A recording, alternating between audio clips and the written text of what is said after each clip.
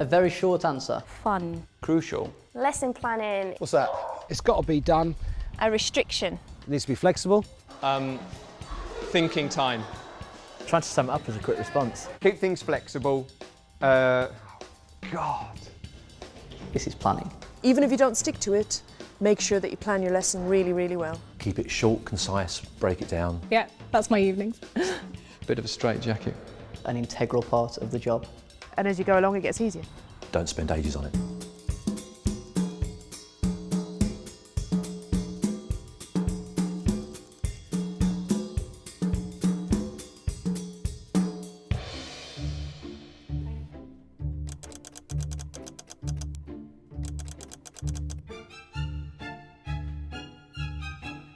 I think the first 10 minutes of the lesson determine how the rest of the lesson is going to go. I think what makes a very good starter is Maybe a quick video clip. So, something provocative. Do you want to come in and do a little dance? No, didn't think you did. It really depends on what the lesson is based on. Beginning of lessons like the start of a film. something that's controversial, How many eyeballs are there in the world? that maybe challenges their values and views of the world.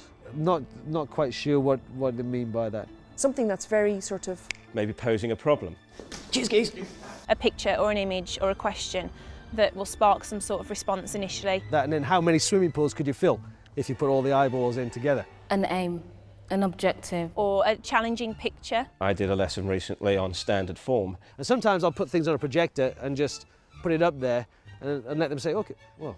I had some pictures of deep space from the Hubble Space Telescope. It might not seem that it has anything to do with the lesson at the very start, And I just scrolled through about half a dozen of these slides. but by the end they see the connection. Very much captured their imagination and allowed me an access into what might have been a much more dry lesson. A really good starter is usually quite fun. It might be a little game. With drama, we often play games. We've made Countdown. You must have seen, it's on Channel 4. We've made Boggle. Countdown, it's a famous show. All these sorts of games, you know, maths, English games, brings them in straight away. So often trying to link the game to the activity.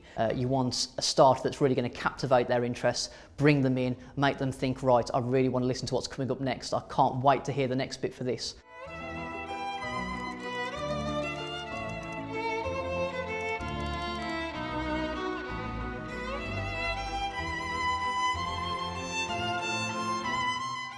Differentiation. Depends on the students. Various different ways. The better you know a class, the better differentiation gets. There's an element of trickery involved. They tell you, I just deliver the milk here.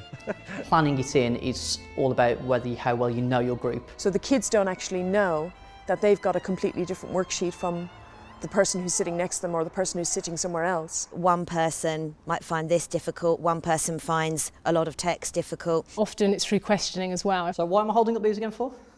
An element of choice. Essentially, you plan 3 or 4 lessons in one. I'd have a basic activity. You'll have an activity for the students who maybe struggle with the main activity. And who would not be able to access it, and that's how I embark on differentiation. On the same worksheet or in the book, there might be, so if you feel comfortable with what I've just been talking about, if you understand it, then move on to that. A lot of the time I tend to use questioning as my main tool of differentiation. I've got students that are gifted and talented. I'll get them to explain what I want them to do. You have to see the group as individuals and not as an ability, because in a top group at the moment we've got kids who are aiming for A stars, but we've also got some C's in there, so it's almost like teaching mixed ability.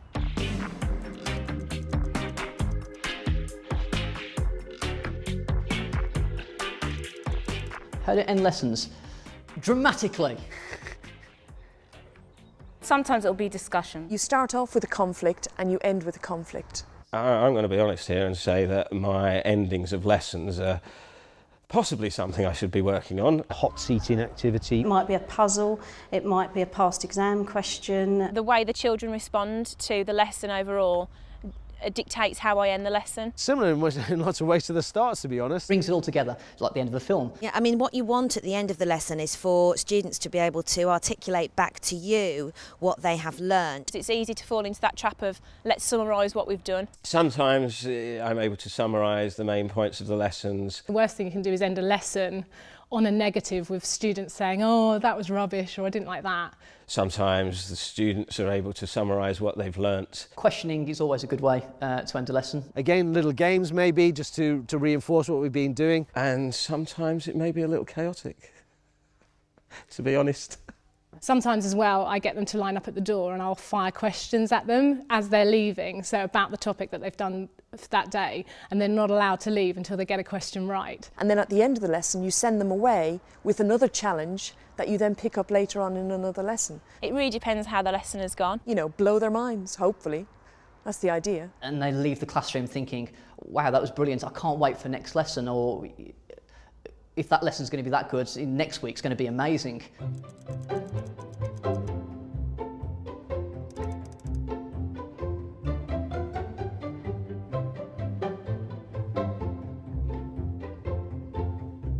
They should always be flexible. It could be very flexible. I've heard the term before. Extremely flexible. Oh, you got to be. You got to be. I think they have to be, because you never know what is going to happen in the lesson. If Ofsted are coming in to your school, Plan a lesson in terms of your timing, and that will never go according to plan. it's probably very, very important to stick very closely to your lesson plan because you know that it's safe. I feel that sometimes lesson plans can be restrictive. The key is to have an outline. So when you plan, you don't plan to stick by it rigidly. And they might say, I have no idea what we're doing today, or I'm really unsure about what is going on. You have to sometimes be able to throw the whole lesson plan away. So I stopped what I was doing, I stopped delivering this A-level content, and I put up these pretty pictures. And I simply walked to the back of the class and said, well, what do we think of them? They might totally change the direction that the lesson's going in for the better. That then enthused them back towards, well, hang on, maybe we can see a point of where we'd use this information, yeah. I would have in my mind probably 2 or 3 pathways that I know I could then go on. Flexibility, yes, that's where we were. Right, okay. At first, when I started my training, I found that really difficult. I'd stand there with my lesson plan and think I need to rigidly stick to this. Where the children take you is sometimes better than what you've planned anyway. Plans are just that, they are just plans, and in life, things don't go according to plan.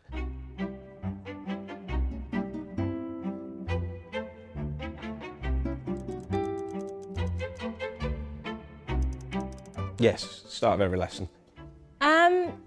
Say that again, sorry? I normally write it up on the board. At the beginning of the lesson. Because we're told to. Cut. Is the camera on? Is my head teacher in earshot?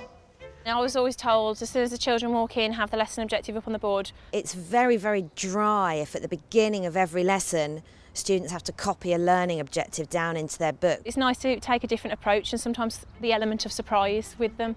My own approach is very often to create chaos and mystery at the start of the lesson, and then as the lesson develops and as the information emerges, the lesson objective will become clear. The kids have got to know what the lesson is all about.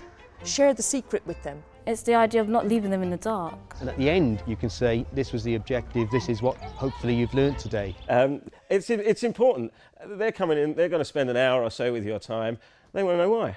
What's in it for them? What are they going to get out of it?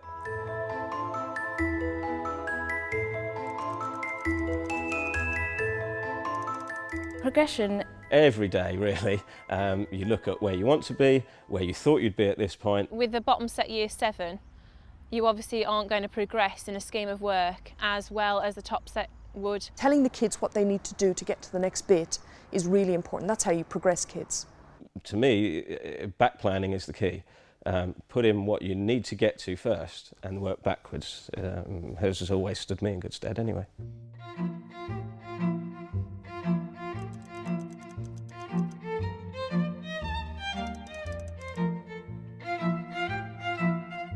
Oh yeah, definitely. Yeah, always. You can't help it. I think any normal person would. I do it all the time. Yeah.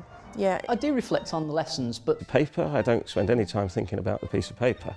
The way I reflect on my lesson plans is... Beg pardon? Maybe not almost in a written sense. I could have done this better, I could have done this better. At the end of lessons, most science... If it went really well or there was a section that didn't work, I would then adapt that for the next lesson because I might teach the same lesson 3 or 4 times. I spend a long time reflecting on my practice. What worked well, what hasn't worked well for that particular group. It's nothing I have to put down on paper and affirm it to myself and say, right, this has gone wrong. So We might all this would be very impromptu. This wouldn't be something that would be planned. I was about to make a very profound statement then. It was like the Gettysburg Address in here. We'd kind of sit around, I suppose, and go through every single thing that went on in a particular lesson. Early on, beginning teachers, and maybe within the first few years of their teaching experience, should be reflecting deeply about every aspect of their lesson, their planning. Actually, when you step aside and step back from something and you talk it through with another teacher, you realise what actually went wrong in your lesson.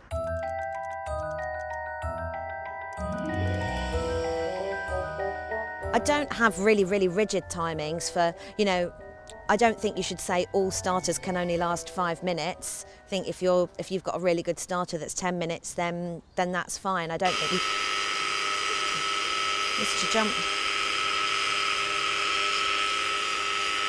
People like to hear, I have a starter, I have a main, I have a plenary. The objectives are shown at the beginning of the lesson, but it doesn't always work like that. An average structure. Beginning, middle, end. The structure of the lesson is it always start the lesson in exactly the same way. I'd do the starter.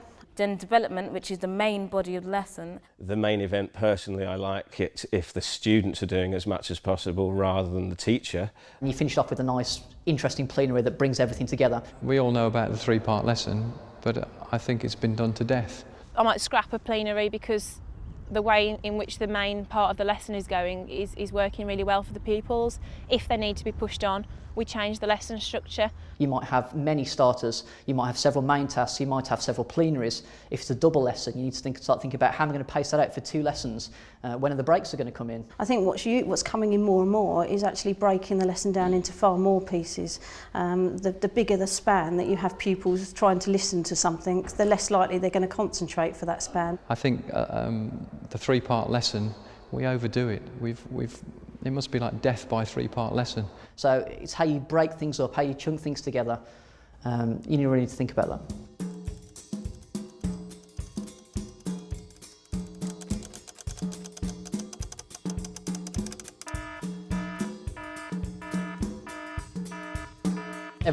Everything can go wrong.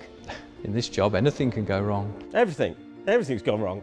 Could go very wrong if you try and stick to it rigidly. I think if you plan something and it's not working, but because it's a planned lesson, you stick to the plan. That can go wrong. So the biggest disasters I've had has been when we've just got started on a major activity and the power goes off. I'm hopeless at keeping to plans. Fire alarm goes off. Your types of questioning, your timings, your choice of activity. Child could throw up all over the desk. That's one thing I really learnt in my training, is that anything can happen. We can, as teachers, I think, sometimes forget that actually we're teaching kids here. It's the ones that fall apart, of course, that help inform your practice for the future. You think either I wouldn't do that again the same way or I wouldn't do it at all. Just go with it, don't panic over it and just pull something out the bag. If I kind of let the kids go off on a tangent, I'm afraid it doesn't work, so I'm really bad at that. I have to be honest. Everything that could go wrong does go wrong, and everything that could go right does go right. The skill, of course, is getting it right more often than getting it wrong. You have to ask the students if I do that. I don't know.